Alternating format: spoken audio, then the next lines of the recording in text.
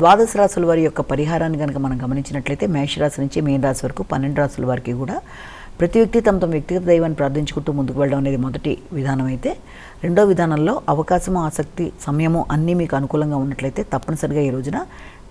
విష్ణుమూర్తికి సంబంధించి కానీ, వెంకటేశ్వర స్వామికి సంబంధించి కానీ అష్టోత్తరాలు, నామాలు, శతనామావళి, విష్ణు సహస్రనామాలు,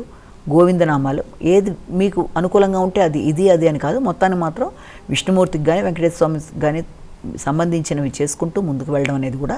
చాలా వరకు మీకు అనుకూలంగా ఉంటుంది. ఆర్థిక సంబంధమైన విషయాల్లో, మనశ్శాంతికి అన్ని విషయాల్లో అనుకూలంగా ఉంటుందని ఇక్కడ మనం గమనించుకోవచ్చు. అలాగే ఇప్పుడు దాకా మనం చెప్పుకున్న రాశి ఫలితాలని కేవలం ఒక వ్యక్తిని ఉద్దేశించి చెప్పలేదు కనుక అన్ని తమకే వర్తిస్తాయి అనుకోకుండా ప్రతి వ్యక్తి తమ వ్యక్తిగత జాతకాలతో కలిపి చూసుకుంటూ ముందుకు వెళ్తున్నప్పుడు ఇక్కడ మీకు గోచారరీత్యా ఎదురవుతున్న సమస్యలు ఏదన్నా ఉన్నా చిన్నపాటి వాటికి ఈ రకమైన పరిహారాలు పాటిస్తూ వాటిని అధిగమిస్తూ ముందుకు వెళ్ళగలుగుతారు. సాధారణంగా నడుస్తున్న దశలో అంతర్దశల్లో జన్మకుండల ప్రకారం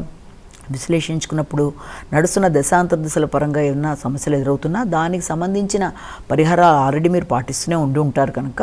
దీనికి సంబంధించి గోచారరీత్యా ఈ సమస్యలకి మీ ఇష్టదేవతా ప్రార్థనతో కానీ లేకపోతే ఇప్పుడు చెప్పిన చిన్నపాటి పరిహారాలు కానీ పాటిస్తూ ముందుకు వెళ్ళినట్లయితే చిన్న చిన్న సమస్యల్ని అధిగమించగలుగుతారు.